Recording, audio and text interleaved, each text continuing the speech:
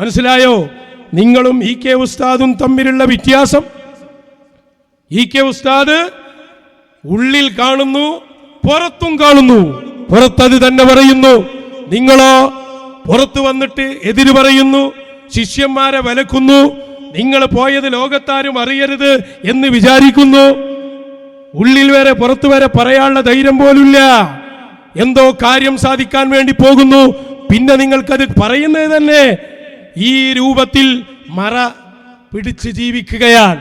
ഈ ഫോട്ടോ സാക്ഷിയാക്കി കാന്തപുരം അബൂബക്കർ മുസ്ലിയാരോട് ചില ചോദ്യങ്ങൾ ഞാൻ ചോദിക്കുകയാണ്. നിങ്ങൾ അവിടെ വന്നിരുന്ന ദിവസങ്ങൾ ഒന്നല്ല രണ്ടല്ല 45 കൊല്ലം നിങ്ങൾക്ക് ബന്ധമുണ്ട് എന്ന് നിങ്ങൾ അവിടെ നിന്ന് ഞങ്ങളുടെ ശൈഖുനയോട് പറഞ്ഞിട്ടുണ്ട്. 45 കൊല്ലമായി ഈ ഹദ്റത്തിൽ ഞാൻ വരാറുണ്ട്. എനിക്ക് ഇവരെ കാണിച്ചു തന്നത് മടവൂർ ശൈഖുനയാണ്.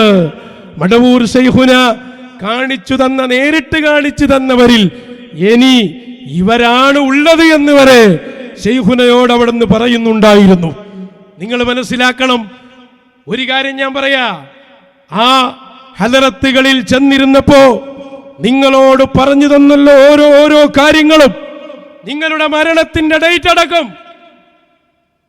ഒരു കാര്യം ഞാൻ തറപ്പിച്ചു പറയട്ടെ, ആ വിശുദ്ധമായ ഹദ്റത്തിൽ ചെന്നിരുന്ന നിങ്ങൾക്ക് അവരുടെ കൽപ്പനകളിൽ ഒന്നുപോലും പാലിക്കാൻ കഴിഞ്ഞില്ല. സമ്പൂർണ്ണ പരാജയമാണ് നിങ്ങൾക്കുണ്ടായത്. മുഴുവൻ അവഗണിച്ചു. പൂർണ്ണമായും നിങ്ങൾ അവഗണിക്കുന്ന അവസ്ഥയാണ് ഉണ്ടായത്. രോഗം വരുന്നതിന്റെ തൊട്ടു മുമ്പാണ് ലാസ്റ്റ് അവിടെ പോയത്. അന്ന് പറഞ്ഞൊരു കാര്യം ഞാൻ ഓർക്കുകയാണ്. അബൂബക്കർ മുസ്ലിയാർക്ക് എന്തായാലും അറിയാലോ, കേട്ടവർക്കും അറിയാലോ. എന്താ പറഞ്ഞത്? ഈ നടത്തവും ഈ പാച്ചിലും ഇതൊക്കെ നിർത്തി അവനാന്റെ നഫ്സിന്റെ ഭാഗം നോക്കി ഒരു ഭാഗത്തിരിക്കാനുള്ള സമയമായിട്ടുണ്ട്. അതുകൊണ്ട് ഈ നടത്തും പാച്ചിലൊക്കെ ഒന്ന് നിർത്തിയേക്ക്, ഇനി അവനാന് വേണ്ടി വല്ലതും ചെയ്യാൻ നോക്കി. പറഞ്ഞത് ഓർക്കുന്നുണ്ടോ? അബൂബക്കർ മുസ്ലിയാർ നേർക്ക് നേരെ നിങ്ങളെ ഇരുത്തി പറഞ്ഞതല്ലേ? സംസാരം കഴിഞ്ഞ് കുറച്ചങ്ങോട്ടെത്തിയപ്പോ തിരക്കുണ്ട് എന്നായി മൂപ്പര്.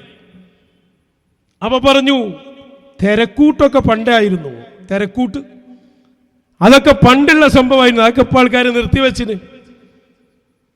ഈ തിരക്കും പാച്ചിലൊക്കെ ഒന്ന് അവസാനിപ്പിച്ച് ഒരു ഭാഗത്തിരിക്കുങ്ങള്, എന്നിട്ട് അവനാന നഫ്സിന്റെ ഭാഗം ഒന്ന് ശരിയാക്കണ്ടേ? ഇനി ഇവിടെ നിന്ന് അങ്ങോട്ട് അതിനെ നോക്കി. ഇത് നേർക്ക് നേരങ്ങളോട് പറഞ്ഞതല്ലേ? ഇനിയും പാച്ചില് തുടർന്നാൽ അത് കൂടുതൽ നീണ്ടുപോകൂല. സ്വന്തം എഴുന്നേറ്റ് നടക്കാൻ പറ്റാത്ത സാഹചര്യം വരും.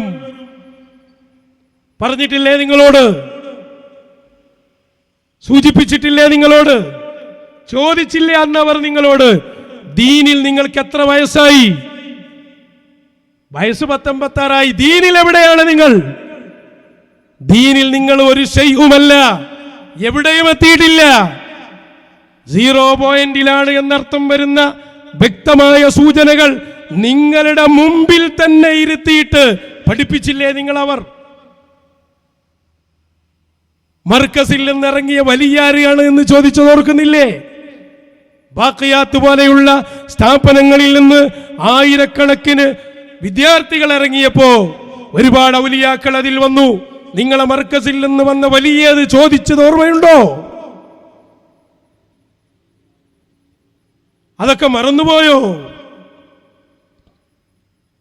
മാത്രമല്ല 1000 AP വന്നാലും ഈക്കയുടെ രോമത്തിന് സമാനമാവില്ല എന്ന് താങ്കളെ മുന്നിൽ നിർത്തിയല്ലേ അവര് നിങ്ങളോട് പറഞ്ഞത്? 1000 കണക്കിന് AP വന്നാലും ഒരു ഈക്കയുടെ രോമമാവാൻ കഴിയില്ല. അന്ന് ചോദിച്ച ചോദ്യമല്ലേ? ശറഇൽ വറഅ് വേണ്ടേ? എവിടെ നിങ്ങളെ വറഅ്? മാത്രമല്ല ഞങ്ങളെ വന്യരായ ശൈഖുന, ആ ശൈഖുനയോട് പറയാനുള്ളത് പറയൂ എന്ന് പറഞ്ഞ് ശൈഖുനയെ പ്രത്യേകം നിങ്ങൾക്ക് നിർത്തി തന്നപ്പോ പൊട്ടിക്കരഞ്ഞ് ആ കൈ പിടിച്ചുകൊണ്ട് ഞങ്ങൾ തീരുമാനമെടുത്ത് പെട്ടുപോയതാണ്.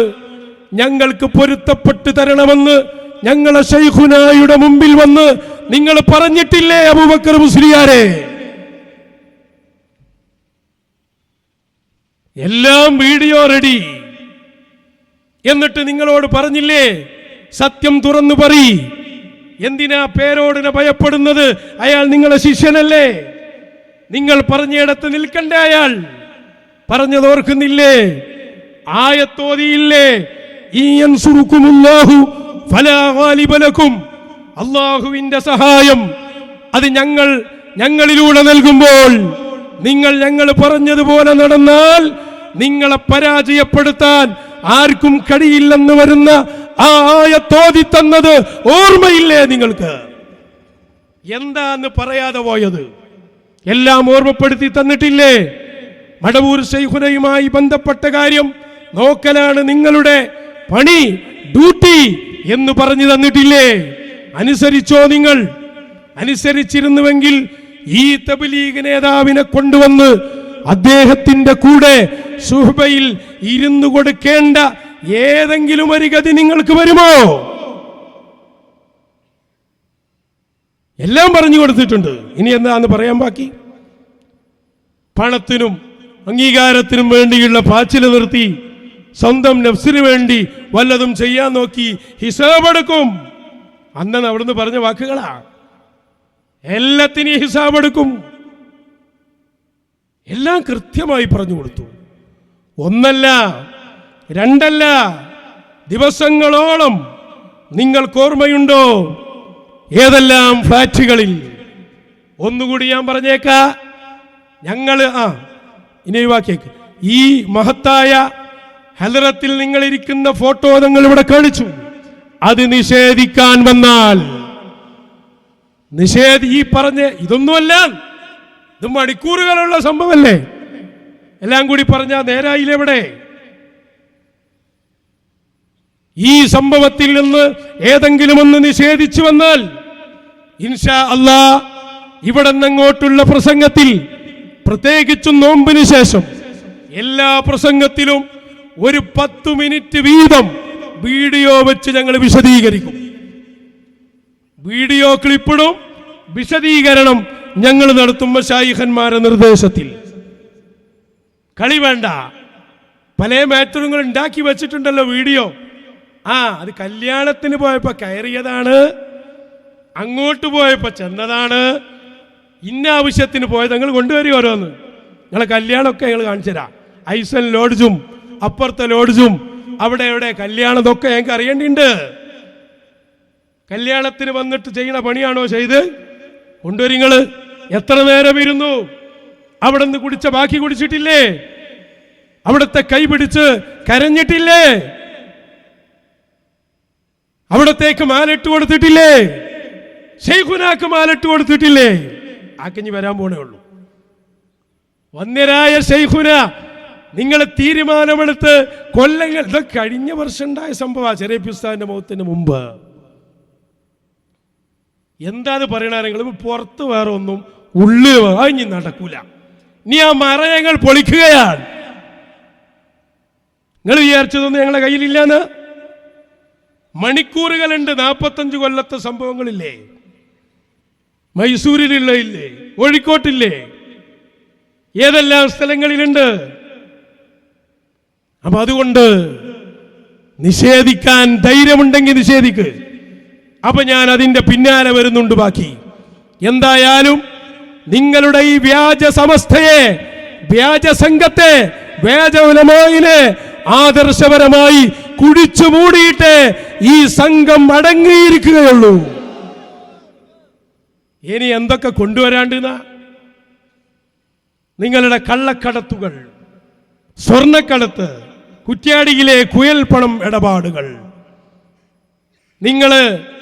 നിങ്ങളുടെ നേതാക്കൾ നടത്തുന്ന ആക്രമണത്തിനുള്ള നിർദ്ദേശങ്ങൾ, ഇങ്ങനെ അങ്ങോട്ട് തുടങ്ങിയാൽ എന്തൊക്കെ സംഭവങ്ങൾ കൊണ്ടുവരാനുണ്ട്?